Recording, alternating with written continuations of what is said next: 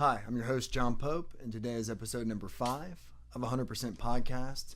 Today's podcast is entitled, Are Millennials Soft? And so I need to make a disclaimer here up front. I was born in 1983. Millennials are defined as people born between 1982 and 1996, and so I am myself an older millennial, albeit one of the oldest millennials out there. Today I brought on a younger millennial here today, Cella, who works with me here at Pope Corporation. Welcome to the show, Connor. Yeah, glad to be here. Well, Connor, tell us a little bit about yourself, this millennial life that you've lived. I was born in Lafayette, Louisiana in 1993. At an early age, moved here to Houston, grew up in Katy, Texas, just west of here. Ended up going to Rice University, played college football there. Tried to play in the NFL, didn't work out, but was able to find my second love now, something I love to do in commercial real estate. Yeah, and since you've been working with me, I've known you for several years now when you interned for me. I've always seen a great work ethic in you.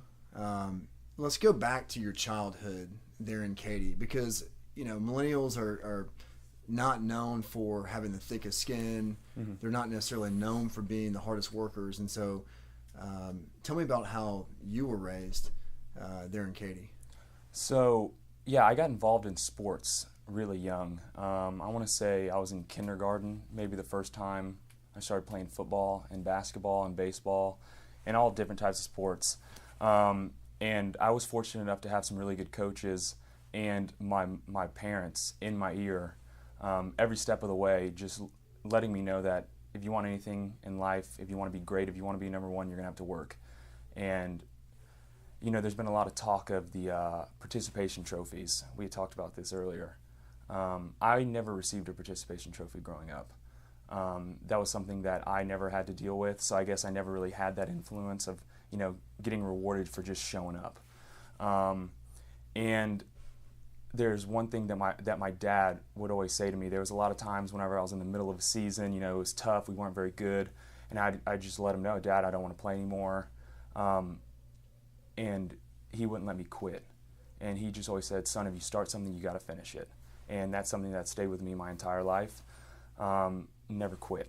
And so I'm really, really glad that my dad instilled that in me, and I'm going to instill that in my son. And I think that's what a lot of kids, or a lot of millennials, I guess you could say, do, is they give up pretty easily because of instant gratification. And that's just kind of how we were raised, in that everything's got instant gratification. You look at your smartphone, you look at Instagram, and you see how many likes, all this instant gratification that you're getting.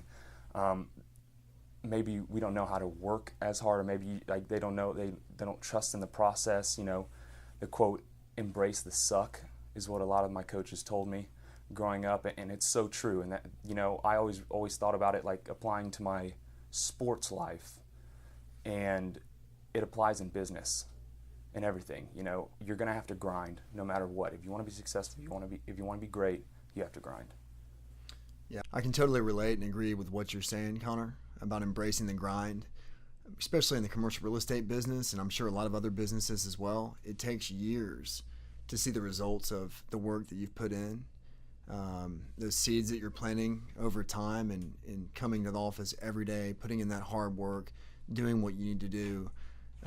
The payoff is great, but the payoff can take a lot of time. And so, I've probably hired 40 people over my career as brokers, and the reason that a lot of them don't work out is they just don't. They lose, they don't get that instant gratification, and they lose heart, they lose their desire, and they quit. And a lot of times, having seen so many people go through this, and having gone through it myself as well, you can see that they're quitting just before they're about to reap all those rewards that they've been working so many years for. And that's the saddest thing about it. Mm-hmm. They're inches away from getting to where they want to get in this business. And so that's actually what I love about this business. That's what I love about sports. I was never the most talented guy out there, but through hard work, through just trying my hardest every day, I accomplished a lot of the goals that I wanted to, accomplish in life and sports and business. Still got a lot left to accomplish, but I'll continue to work hard every day to try and do that. Let's talk a little bit about college football at Rice. I know a lot of people are interested in kind of the behind the scenes. What was that like? Playing football at Rice was a dream come true for me. I always wanted to play college football. That was the ultimate goal for me. Never knew if I was going to make it to the NFL because that just seemed out of reach. So making it to Division I college football was a dream come true. And before I got there, I knew it was going to be a lot of work. I didn't realize how much it was, and it was a true test of my character, how disciplined I really was.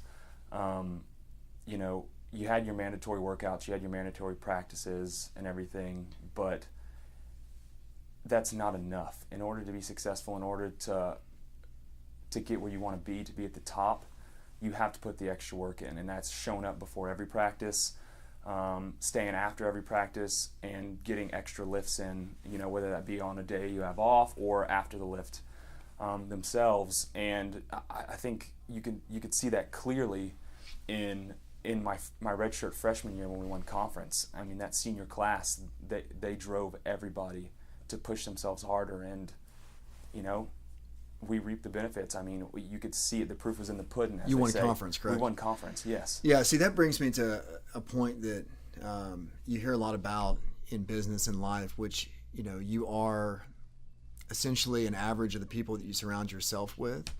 And that's one lesson that I learned in a real kind of primal way playing college football at SMU, which it was through the weightlifting. The goal was to be able to squat 500 pounds 5 times. That's what they wanted you to be able to do. When I got there, I'd really never squatted in high school, and maybe did 200 pounds, if that. They wanted you to be able to bench 400 pounds.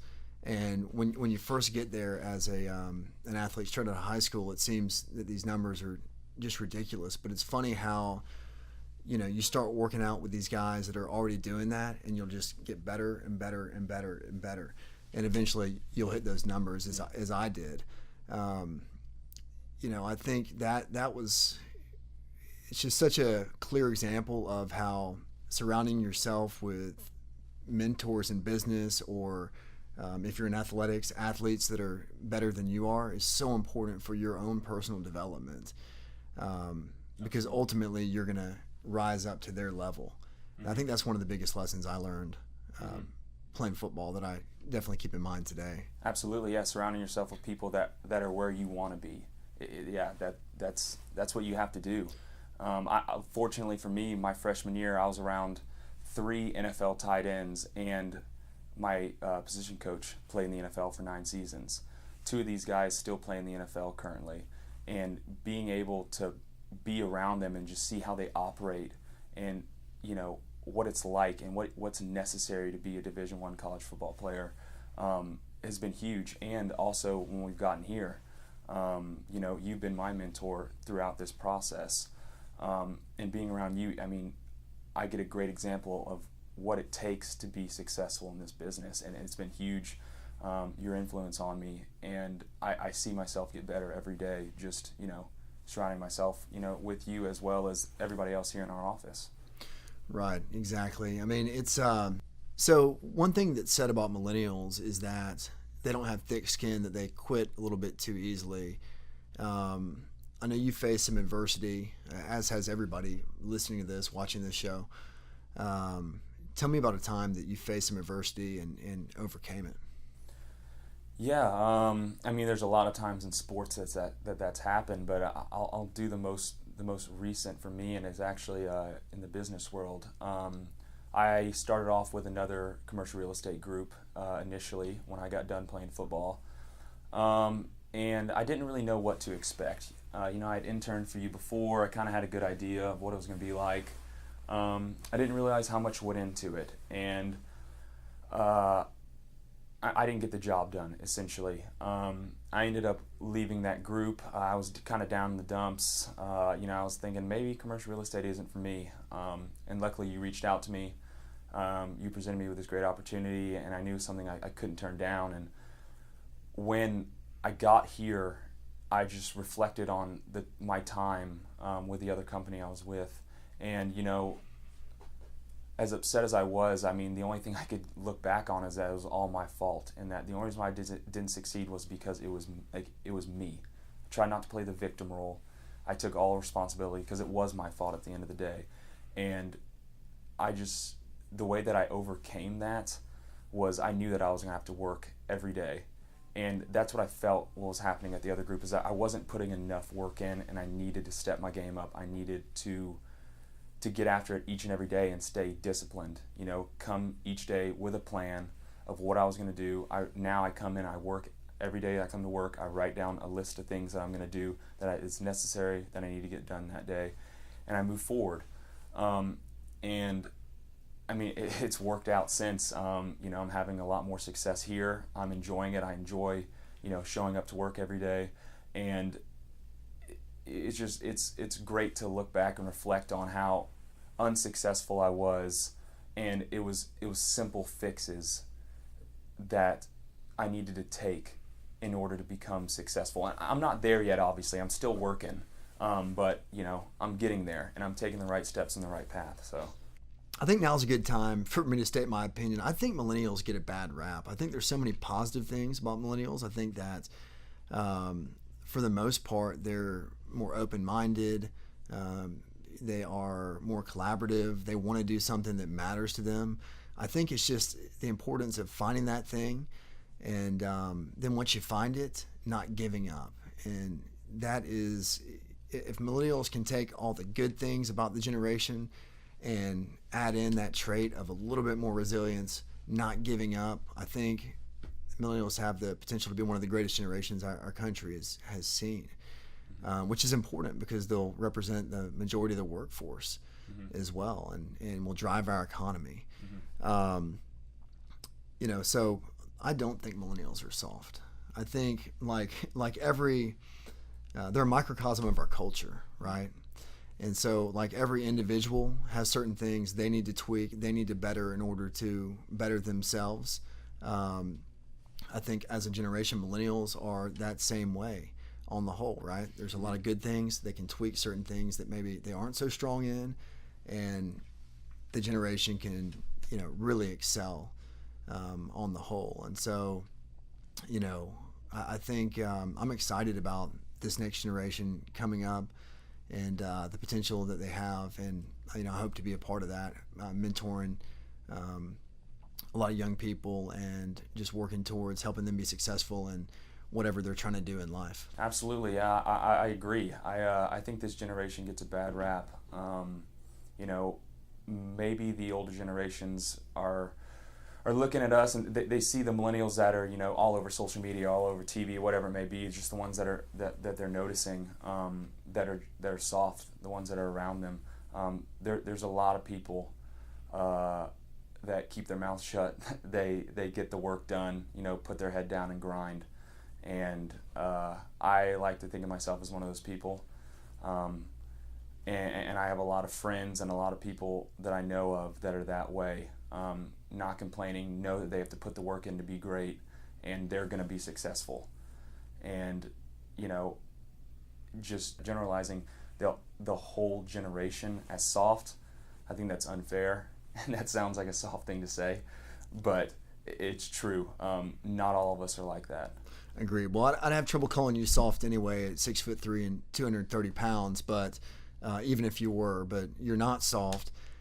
Thanks for being on the show today. Thanks for having me. Let's get back to work and absolutely. go help some clients. Definitely.